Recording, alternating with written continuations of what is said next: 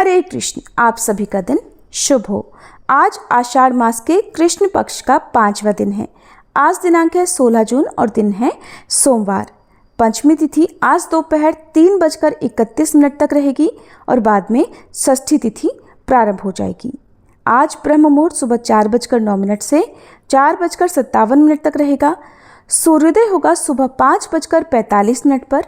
सूर्यास्त होगा शाम 7:10 पर। राहु काल सुबह 7:30 से 9 बजे तक रहेगा। प्रिय श्रोताओं, आज आषाढ़ मास की कथा का 5वां दिन है और ये दिन समर्पण, ध्यान और भक्ति का है। सोमवार का दिन भोलेनाथ को समर्पित होता है और आज की कथा में भी हमें संयम और सहजता का संदेश मिलेगा। आज हम सभी प्रार्थना करते हैं, हे भोलेनाथ, हमारे मन की चंचलता को शांति में बदलो, हमारे क्रोध को क्षमा में और हमारे मोह को ममता में बदलो।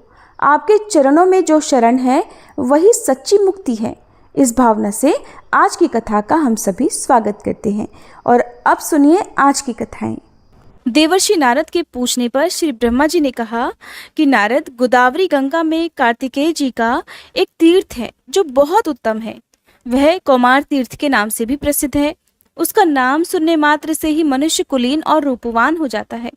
उसके आगे एक रतिका तीर्थ है जिसके श्रवण मात्र से सोमपान का फल मिलता है। महामुने, अब दशाश्वमेधिक तीर्थ का महात्म्य सुनो, जिसके श्रवण मात्र से अश्वमेध यज्ञ के फल की प्राप्ति होती है। विश्वकर्मा के पुत्र महाबली विश्वरूप हुए। विश्वरूप के प्रथम नामक पुत्र हुआ। उसके पुत्र का नाम भवन हुआ और महाबाहु भवन सार्वभौम राजा हुए। उनके पुरोहित कश्यप थे जो सब प्रकार के ज्ञान में निपुण थे। एक दिन महाबाहु भवन ने अपने पुरोहित से पूछा कि हे मुने, मैं एक ही साथ 10 अश्वमेध यज्ञ करना चाहता हूँ। वह यज्ञ मैं कहाँ करूँ? कश्यप ने प्रयाग का नाम लिया और उन स्थानों पर यज्ञ करने को बताया जहाँ श्रेष्ठ द्विजों ने पूर्व काल में बड़े बड़े यज्ञों का अनुष्ठान किया था। राजा के यज्ञ में बहुत से ऋषि ऋत्विज हुए। पुरोहित ने एक ही साथ 10 अश्वमेध यज्ञ आरंभ कर दिए, किंतु उनमें से एक भी पूर्ण नहीं हो पाया। ये देखकर राजा को बड़ी चिंता हुई। उन्होंने प्रयाग छोड़कर अन्य स्थानों में उन यज्ञों का आरंभ किया, किंतु वहां भी विघ्न दोष आ पहुंचे। इस प्रकार अपने यज्ञों को अपूर्ण देकर राजा ने पुरोहित से कहा, देश और काल के दोष से अथवा मेरे और आपके दोष से हमारे 10 अश्वमेध यज्ञ पूर्ण नहीं हो पा रहे। ऐसा कहकर दुखी हुए राजा भवन अपने पुरोहित कश्यप के साथ बृहस्पति जी के ज्येष्ठ भ्राता संवर्त के पास गए और इस प्रकार बोले कि भगवान, मुझे ऐसा कोई उत्तम प्रदेश बतलाइए जहां एक ही साथ आरंभ किए हुए 10 अश्वमेध यज्ञ पूर्ण हो जाएं। तब मुनिश्रेष्ठ संवर्त ने कुछ काल तक ध्यान करके महाराज भवन से कहा, ब्रह्मा जी के पास जाओ, वे ही उत्तम प्रदेश बताएंगे। महाबुद्धिमान भवन महात्मा कश्यप को साथ लेकर मेरे पास आ पहुंचे और हे नारद, मुझसे भी उत्तम देश आदि के विषय में प्रश्न करने लगे। उस समय मैंने भवन और कश्यप से कहा, राजेंद्र, तुम गोदावरी के तट पर जाओ, वही यज्ञ करने के लिए पुण्यवान प्रदेश है। वेदों के पारगामी विद्वान ये महर्षि कश्यप ही श्रेष्ठ गुरु हैं। इनकी कृपा और गौतमी गंगा के प्रसाद से एक ही अश्वमेध से अथवा वहां स्नान करने मात्र से तुम्हारे 10 अश्वमेध यज्ञ सिद्ध हो जाएंगे। ये सुनकर राजा भवन कश्यप जी के साथ गौतमी के तट पर आए और वहां अश्वमेध यज्ञ की दीक्षा ग्रहण की। वह महायज्ञ आरंभ होकर जब पूर्ण हो गया तब राजा इस पृथ्वी का दान करने को तैयार हुए। उसी समय आकाशवाणी हुई, राजन, तुमने पुरोहित कश्यप जी को पर्वत, वन और काननों सहित पृथ्वी देने की कामना करके सब कुछ दान कर दिया। अब भूमि दान की इच्छा छोड़कर अन्न दान करो, वह महान फल देने वाला है। तीनों लोकों में अन्नदान के समान दूसरा पुण्य कार्य कोई नहीं है।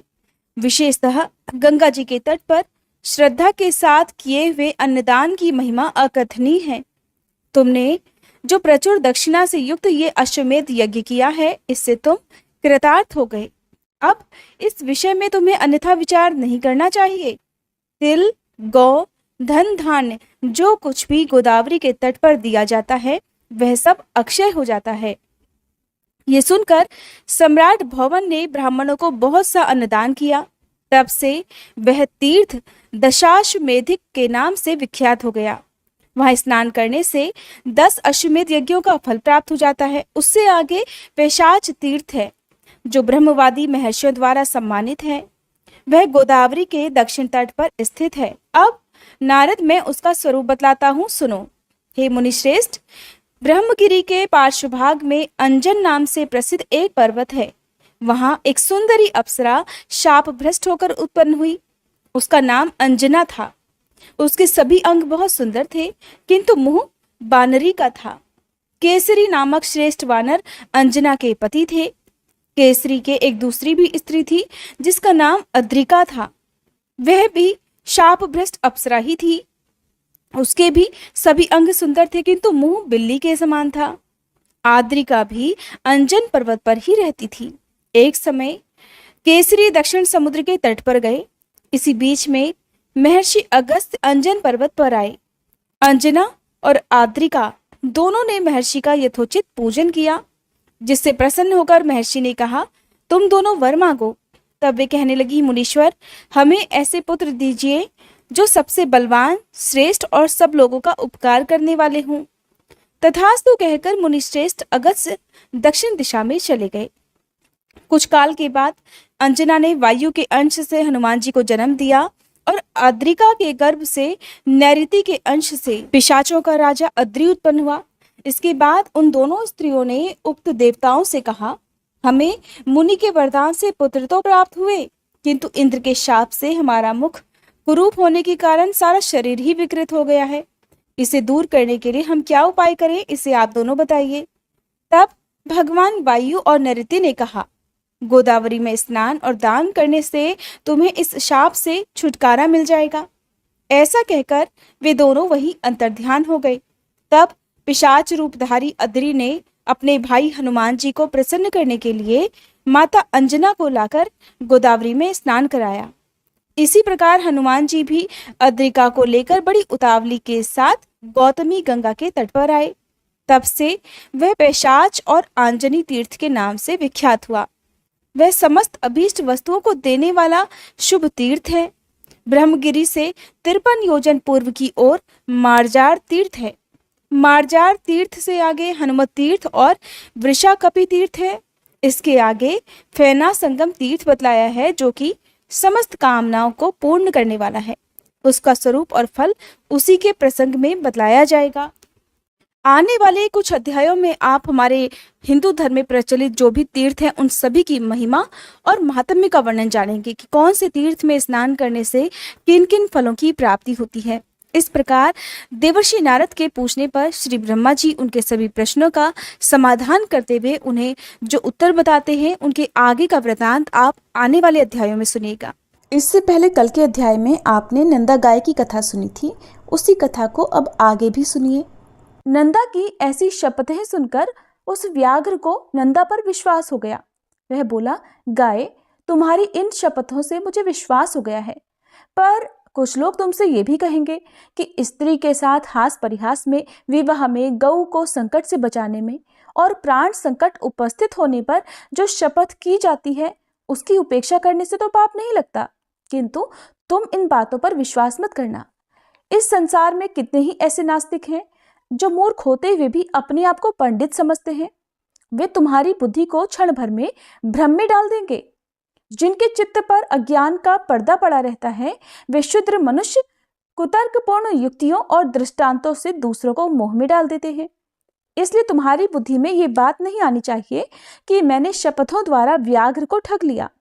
तुमने ही मुझे धर्म का सारा मार्ग दिखलाया है, अतः इस समय तुम्हारी जैसी इच्छा हो करो। नंदा बोली, साधो, तुम्हारा कहना ठीक है। तुम्हें भला कौन ठग सकता है?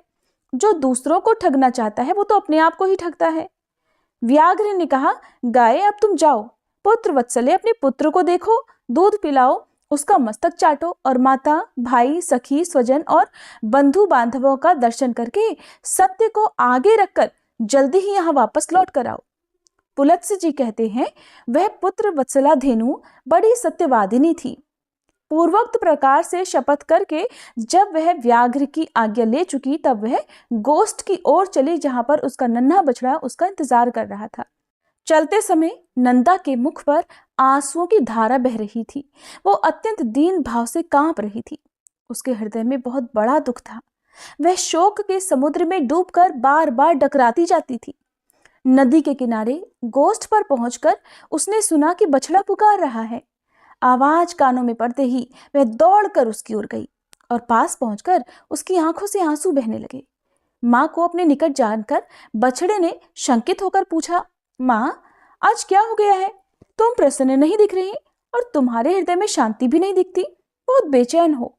तुम्हारी दृष्टि में भी बड़ी बेचैनी है और आज तुम बहुत डरी हुई दिख रही हो। क्यों? नंदा बोली, बेटा, स्तनपान करो। ये हम लोगों की अंतिम भेंट है। अब से तुम्हें माता का दर्शन दुर्लभ हो जाएगा। बेटा, आज एक दिन मेरा दूध पीकर कल सवेरे से किसका पियोगे? वत्स, मुझे अभी लौट कर जाना है। मैं शपथ लेकर यहाँ आई हूँ। भूख से पीड़ित एक बाघ को मुझे अपना जीवन अर्पित करना है। माँ की बात सुनकर बछड़ा कहने लगा, माँ, तुम जहां जाना चाहती हो वहां मैं भी चलूंगा। तुम्हारे साथ मेरा भी मर जाना ही अच्छा है। तुम नहीं रहोगी तो मैं भी अकेले मर जाऊंगा। फिर भला साथ ही क्यों ना मरूं? अगर बाघ तुम्हारे साथ मुझे भी मार डालेगा तो निश्चय ही मुझे भी वह उत्तम गति मिलेगी जो मात्र भक्त पुत्रों को मिला करती है। इसलिए मैं तुम्हारे साथ अवश्य चलूंगा। माता से बिछड़े हुए बालक के जीने का भला क्या उद्देश्य है? केवल दूध पीकर रहने वाले बच्चों के लिए तो माता के समान दूसरा कोई बंधु ही नहीं है। माँ के समान रक्षक, माँ के समान आश्रय और माँ के समान स्नेह, माँ के समान सुख, माँ के समान देवता इस लोक और परलोक में भी नहीं है। ये ब्रह्मा जी का स्थापित किया हुआ परम धर्म है। जो पुत्र इसका पालन करते हैं उन्हें उत्तम गति मिलती है। बेटे की बात सुनकर नंदा कहने लगी, बेटा, मेरी ही मृत्यु नियत है, तुम वहां मत आना। दूसरे की मृत्यु के साथ अन्य जीवों की मृत्यु कभी नहीं होती। यानी कि जिसकी मृत्यु जिस समय निश्चित होती है उसी समय उसे मरना होता है। तुम्हारे लिए माता का ये उत्तम और अंतिम संदेश है। मेरे वचनों का पालन करते हुए तुम यहीं रहो। यही मेरी सबसे बड़ी सेवा होगी। जल के पास अथवा वन में विचरते हुए कभी प्रमाद मत करना। प्रमाद से सभी प्राणी नष्ट हो जाते हैं। लोभवश कभी ऐसी घास को चरने के लिए मत जाना जो किसी दुर्गम स्थान में उगी हो, क्योंकि लालच से इहलोक और परलोक में भी सबका विनाश हो जाता है। लोभ से मोहित होकर लोग समुद्र में, घोर वन में और दुर्गम स्थानों में भी प्रवेश कर जाते हैं। लालच के कारण विद्वान पुरुष भी भयंकर पाप कर बैठता है। लोभ, प्रमाद और हर एक के प्रति विश्वास कर लेना, इन 3 कारणों से जगत का नाश होता है। इसलिए बेटा, इन 3 दोषों का परित्याग करना चाहिए। संपूर्ण शिकारी जीवों से और म्लेच्छ तथा चोर आदि के द्वारा संकट मिलने पर सदा प्रयत्न पूर्वक अपने शरीर की रक्षा करनी चाहिए। पाप योनि वाले पशु पक्षी अपने साथ एक स्थान पर रहते हो तो भी उनके विपरीत चित्त का सहसा पता नहीं लगता। नख वाले जीवों का, नदियों का, सींग वाले पशुओं का, शस्त्र धारण करने वालों का, स्त्रियों का और दूतों का कभी विश्वास नहीं करना चाहिए। जिस पर पहले कभी विश्वास नहीं किया गया हो ऐसे पुरुष पर तो कभी विश्वास करे ही नहीं। जिस पर विश्वास जम गया हो उस पर भी बहुत ज्यादा विश्वास न करे, क्योंकि अति विश्वास करने से जो भय उत्पन्न होता है वह विश्वास करने वाले का समूल नाश कर डालता है। औरों की तो बात ही क्या है, अपने शरीर का भी विश्वास नहीं करना चाहिए। भीरू स्वभाव वाले अर्थात कायर बालक का भी विश्वास ना करे, क्योंकि ऐसे बालक डराने धमकाने पर प्रमादवश गुप्त से गुप्त बात भी दूसरों को बता सकते हैं। सर्वत्र और सदा सूंघते हुए ही चलना चाहिए, क्योंकि गंध से ही गौएं भली बुरी वस्तु की परख कर पाती हैं। भयंकर वन में कभी अकेला मत रहना, सदा धर्म का ही चिंतन करना। और मेरी मृत्यु से बेटा तुम्हें घबराना भी नहीं चाहिए, क्योंकि एक ना एक दिन तो सबको मरना ही है। जैसे कोई पथिक छाया का सहारा लेकर बैठ जाता है और विश्राम करके फिर वहां से चल पड़ता है, उसी प्रकार प्राणियों का समागम होता है। बेटा, तुम शोक छोड़कर मेरे वचनों का पालन करो। पुलत्स्य जी कहते हैं, ऐसा कहकर नंदा पुत्र का मस्तक सूंघ कर उसे चाटने लगी और अत्यंत शोक के वशीभूत होकर डबडबाई हुई आंखों से बार बार लंबी सांसें लेने लगी। इसके बाद बार बार पुत्र को देखकर निहार कर वो अपनी माता, सखियों और गोपियों के पास जाकर कहने लगी, माता, मैं अपने झुंड के आगे चरती हुई चली जा रही थी। इतने में ही एक बाघ मेरे पास आ पहुंचा। मैंने बहुत सारी सौगंधें खाकर उसे लौट आने का विश्वास दिलाया है, तब कहीं जाकर उसने मुझे छोड़ा। मैं बेटे को देखने और आप लोगों से मिलने के लिए चली आई थी। अब फिर वहीं जा रही हूँ। माँ, मैंने अपने दुष्ट स्वभाव के कारण तुम्हारा जो जो अपराध किया हो वो सब क्षमा कर देना। अब अपने इस नाती को लड़का करके मानना। फिर सखियों की ओर मुड़कर कहने लगी, प्यारी सखियों, मैंने जानकर या अनजाने में यदि तुमसे कोई अप्रिय बात कह दी हो या फिर कोई और अपराध कर डाला हो तो उसके लिए तुम सब मुझे क्षमा करना। तुम सब संपूर्ण सद्गुणों से युक्त हो, तुम में सब कुछ देने की शक्ति है। मेरे बालक पर सदा क्षमा भाव रखना। मेरा बच्चा दीन, अनाथ और व्याकुल है, इसकी रक्षा करना। मैं तुम ही लोगों को इसे सौंप रही हूं। अपने पुत्र की तरह इसका भी पोषण करना। अच्छा, अब क्षमा मांगती हूं। मैं सत्य को अपना चुकी हूं, इसलिए अब बाघ के पास जाऊंगी। सखियों को मेरे लिए चिंता नहीं करनी चाहिए। नंदा की बात सुनकर उसकी माता और सखियों को बड़ा दुख हुआ। वे बहुत ही आश्चर्य और दुख में पड़कर बोली, अहो, ये तो बड़े आश्चर्य की बात है कि बाघ के कहने से सत्यवादिनी नंदा फिर से उस भयंकर स्थान में प्रवेश करना चाहती है। शपथ और सत्य के आश्रय से शत्रु को धोखा देकर अपने ऊपर आए हुए महान भय का यत्नपूर्वक नाश करना चाहिए। जिस उपाय से आत्मरक्षा हो सके वही कर्तव्य है। नंदे, तुम्हें वहां नहीं जाना चाहिए। अपने नन्हे से बालक को त्याग कर सत्य के लालच से जो तू वहां जा रही है, ये तुम्हारे द्वारा अधर्म हो रहा है। इस विषय में धर्मवादी ऋषियों ने पहले एक वचन कहा है। वो इस प्रकार है कि प्राण संकट उपस्थित होने पर शपथों के द्वारा अपने आप की रक्षा करने में कोई पाप नहीं लगता। जहां झूठ बोलने से प्राणियों की अपने आप की रक्षा होती हो, वहां पर असत्य भी सत्य है और सत्य भी असत्य है। नंदा बोली, बहनों, दूसरों के प्राण बचाने के लिए भी मैं असत्य कह सकती हूँ, किंतु अपने आप के लिए, अपना जीवन बचाने के लिए मैं किसी तरह कोई झूठ नहीं बोल सकती। जीव अकेले ही गर्भ में आता है, अकेले ही मरता है और अकेले ही उसका पालन पोषण होता है, अकेले ही वो सारे सुख दुख भोगता है। इसलिए मैं सदा सत्य ही बोलूंगी। सत्य पर ही संसार टिका हुआ है। धर्म की स्थिति भी सत्य में ही है। सत्य के कारण ही समुद्र अपनी मर्यादा का उल्लंघन नहीं करता। राजा बलि भगवान विष्णु को पृथ्वी देकर स्वयं पाताल में चले गए और छल से बांधे जाने पर भी सत्य पर ही डटे रहे। गिरिराज विंध्य अपने 100 शिखरों के साथ बढ़ते बढ़ते बहुत ऊंचे हो गए थे। यहां तक कि उन्होंने सूर्य का रास्ता भी रोक लिया था, किंतु सत्य में बंधे जाने के कारण ही वे महर्षि अगस्त्य के साथ किए अपने नियम को नहीं तोड़ते। स्वर्ग, मोक्ष तथा धर्म सब सत्य में ही प्रतिष्ठित है। जो अपने वचन का लोप करता है उसने मानो सबका लोप कर दिया। सत्य अगाध जल से भरा हुआ तीर्थ है।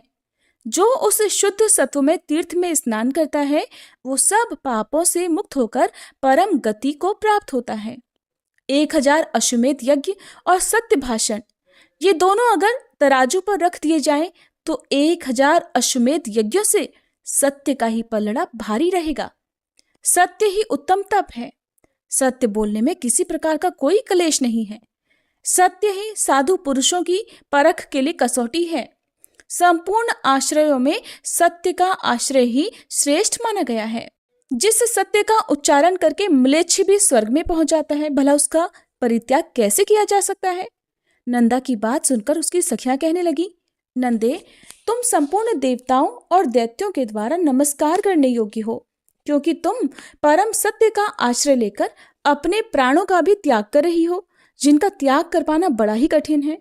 कल्याणी, इस विषय में हम लोग भला क्या कह सकती हैं? तुम तो धर्म का बीड़ा उठा रही हो। इस सत्य के प्रभाव से त्रिभुवन में कोई भी वस्तु दुर्लभ नहीं है। इस महान त्याग से हम लोग तो यही समझती हैं कि तुम्हारा अपने पुत्र के साथ वियोग नहीं होगा। जिस नारी का चित्त कल्याण मार्ग में लगा हुआ है उस पर कभी कोई आपत्तियां नहीं आती। पुलत्स्य जी कहते हैं, इसके बाद गोपियों से मिलकर और समस्त गो समुदाय की परिक्रमा करके वहां के देवताओं और वृक्षों से विदा लेकर नंदा वहां से चल पड़ी। उसने पृथ्वी, वरुण, अग्नि, वायु, चंद्रमा, 10 दिक्पाल, वन के वृक्ष, आकाश के नक्षत्र और ग्रह, इन सब को बारंबार प्रणाम करके कहा कि इस वन में जो सिद्ध और वन देवता निवास करते हैं वे वन में चढ़ते हुए मेरे पुत्र की रक्षा करें। इस प्रकार पुत्र के स्नेहवश बहुत सी बातें कहकर नंदा वहां से चल पड़ी और उस स्थान पर पहुंच गई जहां पर वह तीखी दाढ़ों और भयंकर आकृति वाला मांस भक्षी बाघ मुंह बाए बैठा था, उसका इंतजार कर रहा था। उसके पहुंचने के साथ ही उसका बछड़ा भी अपनी पूंछ ऊपर को उठाए बड़ी तेजी से दौड़ता हुआ वहां पहुंच गया और अपनी माता और व्याघ्र दोनों के आगे खड़ा हो गया। पुत्र को आया देखकर और सामने खड़े हुए मृत्यु रूप बाघ पर नजर डालकर नंदा ने कहा, मृगराज, मैं सत्य धर्म का पालन करती हुई तुम्हारे पास आ गई हूं। अब मेरे मांस से तुम इच्छानुसार अपनी तृप्ति करो, अपना पेट भरो। नंदा की बात सुनकर व्याघ्र बोला, गाय, तुम बड़ी सत्यवादिनी निकली। कल्याणी तुम्हारा स्वागत है। सत्य का सहारा लेने वाले प्राणियों का कभी कोई अमंगल नहीं होता। तुमने लौटने के लिए जो पहले सत्यपूर्वक शपथ की उसे सुनकर मुझे बड़ा कौतूहल हुआ था कि ये जाकर फिर भला कैसे लौटेगी। तुम्हारे सत्य की परीक्षा के लिए ही मैंने पुनः तुम्हें भेज दिया था, नहीं तो मेरे पास आकर तुम भला जीती जागती कैसे लौट सकती थी। मैं तो तुम्हें तुरंत ही मारकर खा सकता था। मेरा वह कौतूहल पूरा हुआ। मैं तुम्हारे अंदर सत्य खोज रहा था और वो मुझे मिल गया। इस सत्य के प्रभाव से मैंने तुम्हें छोड़ दिया। आज से तुम मेरी बहन हुई और ये तुम्हारा पुत्र मेरा भांजा हो गया। शुभे, तुमने अपने आचरण से मुझ महान पापी को यह उपदेश दिया है कि सत्य पर ही संपूर्ण लोक प्रतिष्ठित हैं। सत्य के ही आधार पर धर्म टिका हुआ है। कल्याणी, तृण और लताओं सहित भूमि के वे प्रदेश धन्य हैं जहां पर तुम रहा करती थी। जो तुम्हारा दूध पीते हैं वे धन्य हैं, कृतार्थ हैं। उन्होंने ही पुण्य किया है और उन्होंने ही जन्म का फल पाया है। देवताओं ने मेरे सामने ये आदर्श रखा है कि गौओं में ऐसा सत्य है। ये देखकर अब मुझे अपने जीवन से अरुचि हो गई। अब मैं वह कर्म करूंगा जिसके द्वारा पाप से छुटकारा पा जाऊं। अब तक मैंने हजारों जीवों को मारा और खाया है। मैं महान पापी, दुराचारी, निर्दयी और हत्यारा हूं। पता नहीं ऐसे दारुण कर्म करके मुझे किन किन लोकों में जाना पड़ेगा। बहन, इस समय मुझे अपने पाप से शुद्धि होने के लिए जैसी तपस्या करनी चाहिए उसे संक्षेप में बताओ, क्योंकि अब विस्तार पूर्वक सुनने का मेरे पास समय नहीं है। बाघ की ऐसी बातें सुनकर नंदा कहने लगी, भाई बाघ, विद्वान पुरुष सतयुग में तप की प्रशंसा करते हैं और त्रेता में ज्ञान और उसके सहायक कर्म की, द्वापर में यज्ञों को ही उत्तम बतलाते हैं, किंतु कलयुग में एकमात्र दान ही श्रेष्ठ माना गया है। संपूर्ण दानों में एक ही दान सर्वोत्तम है और वो है संपूर्ण भूतों को अभय दान। इससे बढ़कर दूसरा कोई दान नहीं है। जो समस्त चराचर प्राणियों को अभय दान देता है वो सब प्रकार के भय से मुक्त होकर पर ब्रह्म को प्राप्त होता है। अहिंसा के समान न कोई दान है न कोई तपस्या। जैसे हाथी के पदचिन्ह में अन्य सभी प्राणियों के पदचिन्ह समा जाते हैं, उसी प्रकार अहिंसा के द्वारा सभी धर्म प्राप्त हो जाते हैं। योग एक ऐसा वृक्ष है जिसकी छाया तीनों तापों का नाश करने वाली है। धर्म और ज्ञान उस वृक्ष के फूल हैं, स्वर्ग तथा मोक्ष उसके फल हैं। जो आध्यात्मिक, आधि दैविक और आधि भौतिक इन तीनों प्रकार के दुखों से संतप्त हैं, वे ही इस योग वृक्ष की छाया का आश्रय लेते हैं। वहां जाने से उन्हें उत्तम शांति मिलती है, जिससे फिर कभी दुखों के द्वारा वे बाधित नहीं होते। यही परम कल्याण का साधन है जिसे मैंने संक्षेप से बताया है। तुम्हें ये सभी बातें पता है, केवल तुम मुझसे पूछ रहे हो। बाघ ने कहा, बहन, पूर्व समय में मैं एक राजा था, किंतु एक मृगी के शाप से मुझे बाघ का शरीर धारण करना पड़ा। तब से लगातार प्राणियों का वध करते रहने के कारण मुझे ये सारी बातें भूल गई थी। इस समय तुम्हारे संपर्क और उपदेश से मुझे वो सारी बातें फिर से याद आ गई हैं। तुम भी अपने इस सत्य के प्रभाव से उत्तम गति को प्राप्त होगी। अब मैं तुमसे एक प्रश्न और पूछता हूँ। मेरे सौभाग्य से तुमने आकर मुझे धर्म का स्वरूप बताया जो सत्पुरुषों के मार्ग में प्रतिष्ठित है। कल्याणी, तुम्हारा नाम क्या है? नंदा कहने लगी, मेरे यूथ के स्वामी का नाम नंद है और उन्होंने ही मेरा नाम नंदा रख दिया है। पुलत्स्य जी कहते हैं, नंदा का नाम कान में पड़ते ही राजा प्रभंजन शाप से मुक्त हो गए। उन्होंने फिर से बल और रूप से संपन्न राजा का शरीर प्राप्त कर लिया। इसी समय सत्य बोलने वाली यशस्विनी नंदा का दर्शन करने के लिए साक्षात धर्म वहां आए और इस प्रकार बोले, नंदे, मैं धर्म हूं, तुम्हारी सत्यवाणी से आकृष्ट होकर यहां आया हूं। तुम मुझसे कोई श्रेष्ठ वर मांग लो। धर्म के ऐसा कहने पर नंदा ने ये वर मांगा कि धर्मराज, आपकी कृपा से मैं पुत्र सहित उत्तम पद को प्राप्त होऊं और यह स्थान मुनियों को धर्म प्रदान करने वाला शुभ तीर्थ बन जाए। देवेश्वर, ये सरस्वती नदी आज से मेरे ही नाम से प्रसिद्ध हो, इसका नाम नंदा पड़ जाए। आपने वर देने को कहा, इसलिए मैंने यही वर मांगा है। फिर पुत्र सहित देवी नंदा तुरंत ही सत्यवादियों के उत्तम लोक में चली गई। राजा प्रभंजन ने भी अपने पूर्वोपार्जित राज्य को पा लिया। नंदा सरस्वती के तट से स्वर्ग को गई थी और उसने धर्मराज से इस आशय का वरदान भी मांगा था। इसलिए विद्वानों ने वहां सरस्वती का नाम नंदा रख दिया। जो मनुष्य वहां आते समय सरस्वती के नाम का उच्चारण मात्र कर लेता है, वो जीवन भर सुख प्राप्त करता है और मृत्यु के बाद देवता होता है। स्नान और जलपान करने से सरस्वती नदी मनुष्यों के लिए स्वर्ग की सीढ़ी बन जाती है। अष्टमी के दिन जो लोग एकाग्रचित्त होकर सरस्वती में स्नान करते हैं, वे मृत्यु के बाद स्वर्ग में पहुंचकर सुख भोगते हुए आनंदित होते हैं। सरस्वती नदी सदा ही स्त्रियों को सौभाग्य प्रदान करने वाली है। तृतीया को यदि उसका सेवन किया जाए तो वह विशेष सौभाग्यदायिनी होती है। उस दिन उसके दर्शन से भी मनुष्य को पाप राशि से मुक्ति मिल जाती है। जो पुरुष उसके जल का स्पर्श करते हैं, उन्हें भी मुनीश्वर समझना चाहिए। वहां चांदी दान करने से मनुष्य रूपवान होता है। ब्रह्मा की पुत्री यह सरस्वती नदी परम पावन और पुण्य सलीला है और यही नंदा नाम से प्रसिद्ध है। फिर जब यह स्वच्छ जल से युक्त होकर दक्षिण दिशा की ओर बहती है, तब विपुला या विशाला नाम धारण करती है। वहां से कुछ ही दूर आगे जाकर ये फिर से पश्चिम दिशा की ओर मुड़ गई है। वहां से सरस्वती की धारा प्रकट देखी जाती है।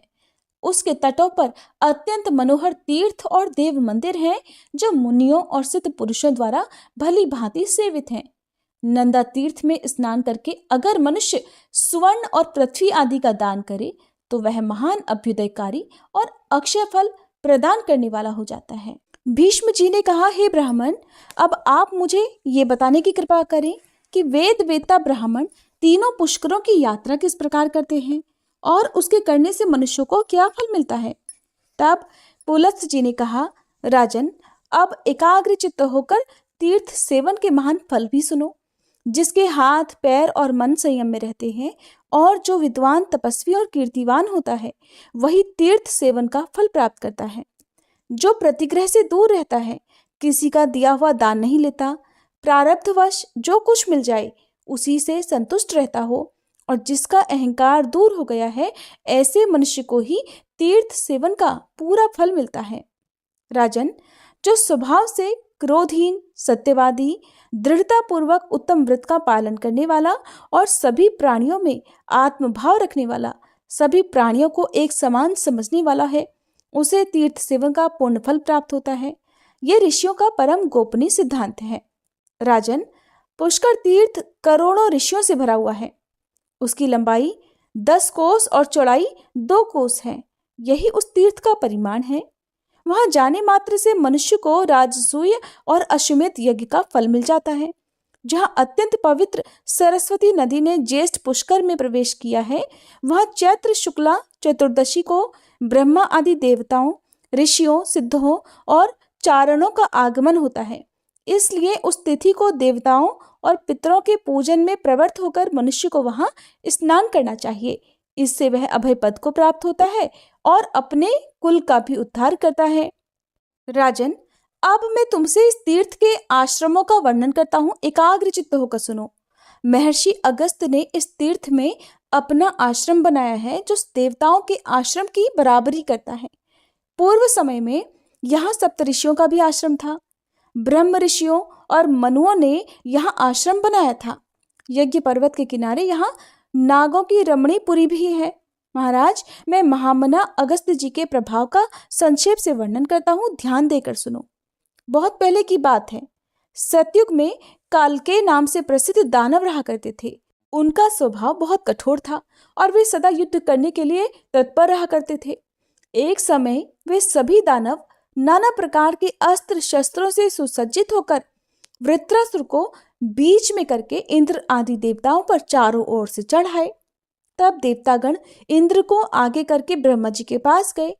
उन्हें हाथ जोड़कर खड़े देख ब्रह्मा जी कहने लगे, देवताओं, तुम लोग जो कार्य करना चाहते हो वो सब मुझे पता है। मैं ऐसा उपाय बताऊंगा जिससे तुम वृत्तासुर का वध कर सकोगे। दधीची नाम के एक महर्षि हैं, उनकी बुद्धि बहुत ही उदार है। तुम सब लोग एक साथ जाकर उनसे वर मांगो। वे धर्मात्मा हैं, इसलिए प्रसन्न होकर तुम्हारी मांग पूरी करेंगे। तुम उनसे यही कहना कि आप त्रिभुवन का हित करने के लिए अपनी हड्डियां हमें प्रदान करें। निश्चय ही वे अपना शरीर त्याग कर तुम्हें हड्डियां अर्पण कर देंगे। उनकी हड्डियों से तुम लोग अत्यंत भयंकर और सुदृढ़ वज्र तैयार करो, जो दिव्य शक्ति से संपन्न उत्तम अस्त्र होगा। उससे बिजली के समान गड़गड़ाहट पैदा होगी और वो महान से महान शत्रु का विनाश करने वाला होगा, और उसी वज्र से इंद्र वृत्तासुर का वध करेंगे। पुलत्स्य जी कहते हैं, ब्रह्मा जी के ऐसा कहने पर समस्त देवता उनकी आज्ञा लेकर इंद्र को आगे करके दधीची के आश्रम पर गए। वह सरस्वती नदी के उस पार बना हुआ था। तरह तरह के वृक्ष और लताएं उसे घेरे हुए थी। वहां पहुंचकर देवताओं ने सूर्य के समान तेजस्वी महर्षि दधीची का दर्शन किया और उनके चरणों में प्रणाम करके ब्रह्मा जी के कहे अनुसार वरदान मांगा। तब दधीची ने बहुत प्रसन्न होकर देवताओं को प्रणाम करके ये कार्य साधक वचन कहा कि अहो, आज इंद्र आदि संपूर्ण देवता यहाँ किस लिए पधारे हैं? मैं देखता हूं कि आप सब लोगों की कांति फीकी पड़ गई है। आप लोग पीड़ित दिखाई दे रहे हैं। जिस कारण से आपके हृदय को कष्ट पहुंच रहा है उसे शांति पूर्वक बताइए। तब देवता बोले, महर्षि, यदि आपकी हड्डियों का शस्त्र बनाया जाए तो उससे देवताओं का दुख दूर हो सकता है। सुनकर दधीची ने कहा, देवताओं, जिससे आप लोगों का हित होगा वो कार्य मैं अवश्य करूंगा। आज आप लोगों के लिए मैं अपने इस शरीर का भी त्याग करता हूं। ऐसा कहकर मनुष्यों में श्रेष्ठ महर्षि दधीची ने सहसा अपने प्राणों का परित्याग कर दिया। तब सभी देवताओं ने आवश्यकता के अनुसार उनके शरीर से हड्डियां निकाल ली, जिससे उन्हें बड़ी प्रसन्नता हुई और वे विजय पाने के लिए विश्वकर्मा के पास जाकर बोले कि आप इन हड्डियों से वज्र का निर्माण कीजिए। देवताओं के वचन सुनकर विश्वकर्मा ने बड़ी प्रसन्नता के साथ प्रयत्न पूर्वक उग्र शक्ति संपन्न वज्रास्त्र का निर्माण किया और फिर इंद्र से कहा, देवेश्वर, ये वज्र सब अस्त्र शस्त्रों में श्रेष्ठ है। आप इसके द्वारा देवताओं के भयंकर शत्रु वृत्तासुर को भस्म कीजिए। उनके ऐसा कहने पर इंद्र को बड़ी प्रसन्नता हुई और उन्होंने शुद्ध भाव से उस वज्र को ग्रहण किया। इसके बाद इंद्र देवताओं से सुरक्षित हो वज्र हाथ में लिए वृत्तासुर का सामना करने के लिए गए, जो पृथ्वी और आकाश को घेर कर खड़ा हुआ था। कालकेय नाम के विशाल दानव हाथों में शस्त्र उठाए चारों ओर से उसकी रक्षा कर रहे थे। फिर तो दानवों के साथ देवताओं का भयंकर युद्ध प्रारंभ हो गया। 2 घड़ी तक तो ऐसी मारकाट हुई जो संपूर्ण लोकों को महान भय में डालने वाली थी। वीरों की भुजाओं से चलाई हुई तलवारें जब शत्रु के शरीर पर पड़ती थी तब बड़े जोर का शब्द होता था। आकाश से पृथ्वी पर गिरते हुए मस्तक ताड़ के फलों के समान लगते थे। उनसे वहां की सारी भूमि पटी हुई दिखाई देती थी। उस समय सोने के कवच पहने हुए कालकेय दानव दावानल से जलते हुए वृक्षों के समान लग रहे थे। वे हाथों में परिघ लेकर देवताओं पर टूट पड़े। उन्होंने एक साथ मिलकर बड़ी तेजी से धावा किया था। यद्यपि देवता भी एक साथ इकट्ठा होकर ही युद्ध कर रहे थे, तो भी वे उन दानवों की तेजी को सह नहीं सके। उनके पैर उखड़ गए और वे भयभीत होकर भाग खड़े हुए। देवताओं को डरकर भागते और वृत्रासुर को प्रबल होते देख 1000 आंखों वाले इंद्र को भी बड़ी घबराहट हुई। इंद्र की ऐसी अवस्था देखकर सनातन भगवान श्री विष्णु ने उनके भीतर अपने तेज का संचार करके उनके बल को बढ़ाया। इंद्र को श्री विष्णु के तेज से भरा हुआ देखकर देवताओं और निर्मल अंतःकरण वाले ब्रह्मर्षियों ने भी उनमें अपने अपने तेज का संचार कर दिया। इस प्रकार भगवान श्री विष्णु देवता तथा महाभाग महर्षियों के तेज से वृद्धि को प्राप्त होकर इंद्र अत्यंत बलवान हो गए। देवराज इंद्र को सबल जानकर वृत्रासुर ने बड़े जोर से सिंहनाद किया। उसकी विकट गर्जना से पृथ्वी, दिशाएं, अंतरिक्ष, द्युलोक और आकाश में सभी कांप उठे। वह भयंकर सिंहनाद सुनकर इंद्र को बड़ा संताप हुआ। उनके हृदय में भय समा गया और फिर उन्होंने बड़ी उतावली के साथ अपना वह महान वज्रास्त्र उसके ऊपर छोड़ दिया। इंद्र के वज्र का आघात पाकर वह महान असुर निष्प्राण होकर धरती पर गिर पड़ा। इसके बाद सभी देवता तुरंत आगे बढ़कर वृत्रासुर के वध से संतप्त हुए शेष दैत्यों को मारने लगे।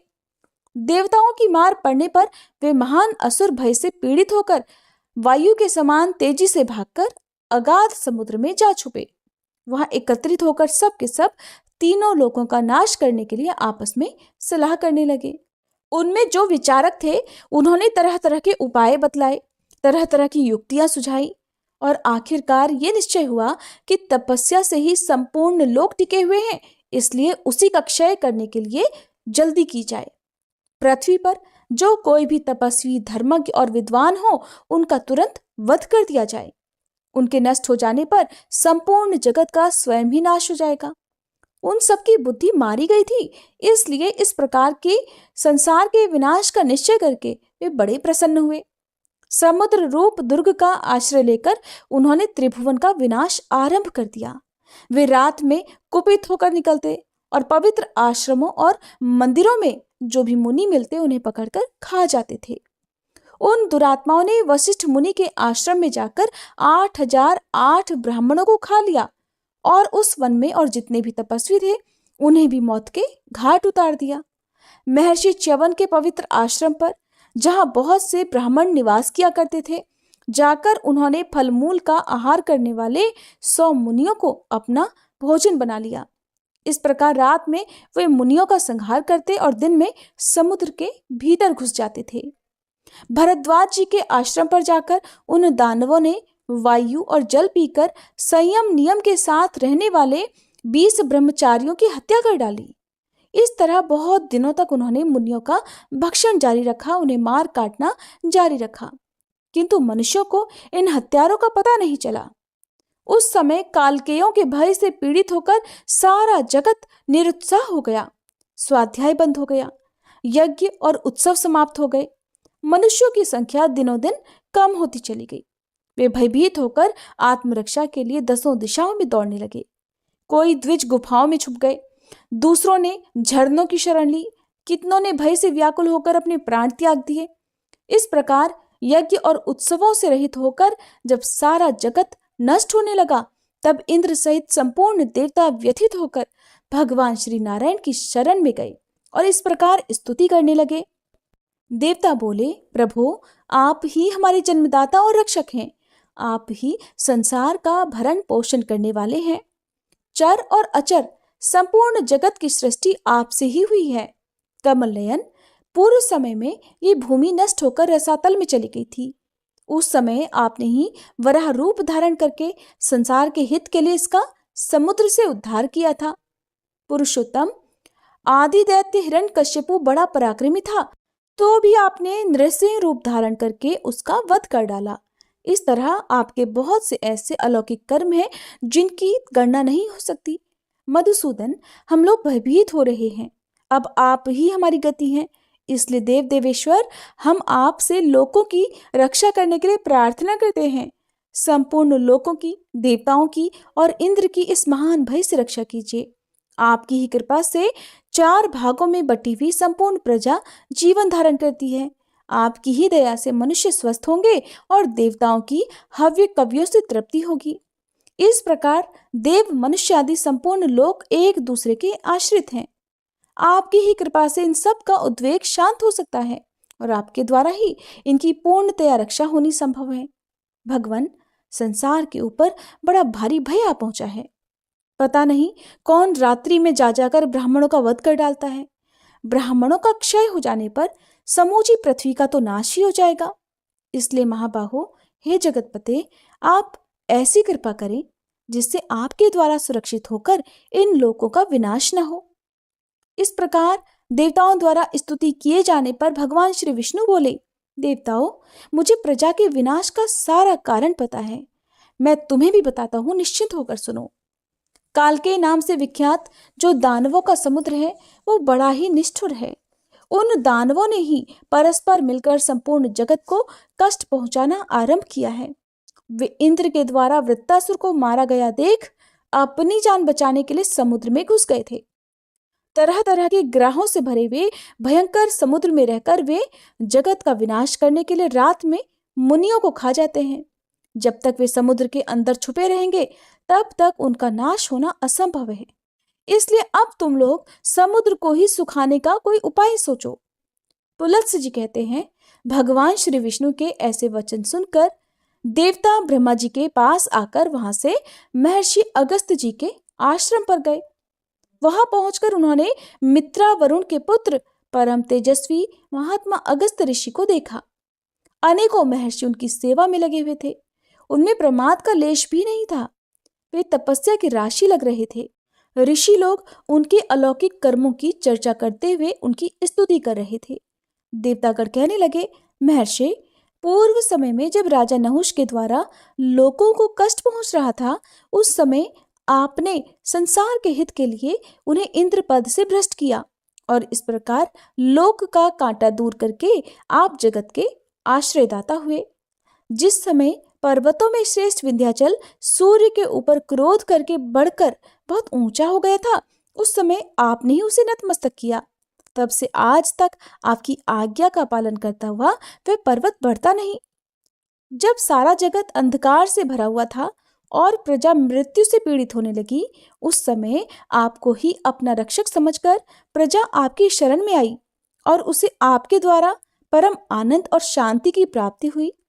जब जब हम लोगों पर भय का आक्रमण हुआ, तब तब सदा ही आपने हमें शरण दी है। इसलिए महर्षि, हम भी आज आपसे एक वर की याचना करते हैं। आप वरदाता हैं, इसलिए हमारी इच्छा पूर्ण कीजिए। भीष्म जी ने पूछा, महामुने, क्या कारण था जिससे विंध्य पर्वत सहसा क्रोध से मूर्छित होकर बढ़कर बहुत ऊंचा हो गया था? तब पुलत्स्य जी कहने लगे कि सूर्य प्रतिदिन उदय और अस्त के समय सुवर्णमय महापर्वत गिरिराज मेरु की परिक्रमा किया करते हैं। एक दिन सूर्य को देखकर विंध्याचल ने उनसे कहा, भास्कर, जिस प्रकार आप प्रतिदिन मेरु पर्वत की परिक्रमा किया करते हैं, उसी प्रकार मेरी भी कीजिए। ये सुनकर सूर्य ने गिरिराज विंध्य से कहा, शैल, मैं अपनी इच्छा से मेरु की परिक्रमा नहीं करता। जिन्होंने इस संसार की सृष्टि की है, उन विधाता ने ही मेरे लिए ये मार्ग नियत कर दिया है। उनके ऐसा कहने पर विंध्याचल को तुरंत क्रोध हो आया और वह सूर्य तथा चंद्रमा का मार्ग रोकने के लिए बढ़कर बहुत ऊंचा हो गया। तब इंद्र आदि संपूर्ण देवताओं ने जाकर बढ़ते हुए गिरिराज विंध्याचल को रोका, किंतु उसने उनकी बात ही नहीं मानी। तब वे महर्षि अगस्त के पास जाकर बोले, मुनीश्वर, शैलराज विंध्य क्रोध के वशीभूत होकर सूर्य, चंद्रमा और नक्षत्रों का मार्ग रोक रहा है। उसे कोई निवारण नहीं कर पाता। देवताओं की बात सुनकर ब्रह्म ऋषि अगस्त जी विंध्य के पास गए और आदरपूर्वक बोले, पर्वत श्रेष्ठ, मैं दक्षिण दिशा में जाने के लिए तुमसे मार्ग चाहता हूँ। जब तक मैं लौटकर वापस न आऊं, तब तक तुम नीचे ही रहकर मेरी प्रतीक्षा करना। मुनि की बात मानकर विंध्याचल ने वैसा ही किया। महर्षि अगस्त दक्षिण दिशा से आज तक नहीं लौटे। इसी से विंध्य पर्वत अब नहीं बढ़ता। भीष्म, तुम्हारे प्रश्न के अनुसार ये प्रसंग मैंने तुम्हें सुना दिया। अब देवताओं ने जिस प्रकार काल के दैत्यों का वध किया, वह वृतांत भी सुनो। देवताओं के वचन सुनकर महर्षि अगस्त ने पूछा कि आप लोग यहाँ किस लिए आए हैं और मुझसे क्या वरदान चाहते हैं। उनके इस प्रकार पूछने पर देवताओं ने कहा, महात्मन, हम आपसे एक अद्भुत वरदान चाहते हैं। महर्षि, आप कृपा करके समुद्र को पी जाइए। आपके ऐसा करने पर हम लोग देवद्रोही कालकेय नामक दानवों को उनके सगे संबंधियों सहित मार डालेंगे। तब देवताओं की बात सुनकर महर्षि ने कहा, बहुत अच्छा देवराज, मैं आप लोगों की इच्छा अवश्य ही पूर्ण करूंगा। ऐसा कहकर वे देवताओं और तपः सिद्ध मुनियों के साथ जल निधि समुद्र के पास गए। उनके इस अद्भुत कर्म को देखने की इच्छा से बहुत सारे मनुष्य, नाग, गंधर्व, यक्ष और किन्नर भी उन महात्मा के पीछे पीछे गए। महर्षि सहसा समुद्र के तट पर जा पहुंचे। समुद्र भयंकर गर्जना कर रहा था। वह अपनी उत्ताल तरंगों से नृत्य करता हुआ सा लग रहा था। महर्षि अगस्त के साथ संपूर्ण देवता, गंधर्व, नाग और महाभाग मुनि जब महासागर के किनारे पहुंच गए, तब महर्षि ने समुद्र को पी जाने की इच्छा से उन सब को लक्ष्य करके कहा, देवगण, संपूर्ण लोकों का हित करने के लिए इस समय मैं इस महासागर को पिए लेता हूँ। अब आप लोगों को जो कुछ करना हो जल्दी ही कीजिए। और ऐसा कहकर वे सबके देखते देखते समुद्र को पी गए। ये देखकर इंद्र आदि देवताओं को बड़ा आश्चर्य हुआ और वे महर्षि की स्तुति करते हुए कहने लगे, भगवान, आप हमारे रक्षक और लोगों को नया जन्म देने वाले हैं। आपकी कृपा से देवताओं सहित संपूर्ण जगत का कभी उच्छेद नहीं हो सकता। इस प्रकार संपूर्ण देवता उनका सम्मान कर रहे थे। प्रधान प्रधान गंधर्व हर्षनाद करते थे और महर्षि के ऊपर दिव्य पुष्पों की वर्षा हो रही थी। उन्होंने समूचे महासागर को जल शून्य कर दिया। जब समुद्र में एक बूंद भी पानी नहीं रहा, तब सभी देवता हर्ष में भरकर हाथों में दिव्य आयुध लिए दानवों पर प्रहार करने लगे। महाबली देवताओं का वेग असुरों के लिए असहनीय हो गया। उनकी मार खाकर भी वे भीमकाय दानव 2 घड़ी तक घमासान युद्ध करते रहे, किंतु वे पवित्र आत्मा मुनियों की तपस्या से दग्ध हो चुके थे। इसलिए पूरी शक्ति लगाकर प्रयास करते रहने पर भी देवताओं के हाथों से मारे गए। जो मरने से बच गए थे, वे पृथ्वी फाड़कर पाताल में घुस गए। दानवों को मारा गया देख देवताओं ने तरह तरह के वचनों द्वारा मुनिश्रेष्ठ अगस्त जी की स्तुति की और इस प्रकार कहा, महाभाग, आपकी कृपा से संसार के लोगों को बड़ा सुख मिला। कालकेय दानव बड़े ही क्रूर और पराक्रमी थे, वे सब आपकी शक्ति से मारे गए। लोक रक्षक महर्षि, अब इस समुद्र को भर दीजिए। आपने जो जल पी लिया है वो सब इसमें वापस छोड़ दीजिए। उनके ऐसा कहने पर मुनिश्रेष्ठ अगस्त्य जी बोले, वो जल तो मैंने पचा लिया, अब समुद्र को भरने के लिए आप लोग कोई दूसरा उपाय सोचिए। महर्षि की बात सुनकर देवताओं को विस्मय भी हुआ और दुख भी। वहां इकट्ठे हुए सब लोग एक दूसरे की अनुमति लेकर मुनिवर अगस्त्य जी को प्रणाम करके जैसे आए थे वैसे ही लौट गए। देवता लोग समुद्र को भरने के विषय में परस्पर विचार करते हुए ब्रह्मा जी के पास गए। वहां पहुंचकर उन्होंने हाथ जोड़कर ब्रह्मा जी को प्रणाम किया और समुद्र के पुनः भरने का उपाय पूछा। तब लोक पितामह ब्रह्मा जी ने उनसे कहा, देवताओं, तुम सब लोग इच्छा अनुसार अपने अपने अभीष्ट स्थान को लौट जाओ। अब बहुत दिनों के बाद समुद्र अपनी पूर्वावस्था को प्राप्त होगा। महाराज भगीरथ अपने कुटुंबी जनों को ताड़ने के लिए गंगा जी को लाएंगे और उन्हीं के जल से पुनः समुद्र को भर देंगे। ऐसा कहकर ब्रह्मा जी ने देवताओं और ऋषियों को भेज दिया। हरे कृष्णा। आज के अध्याय में बस इतना ही। इसके आगे का वृतांत आप सभी अगली कथा में जरूर सुनिएगा।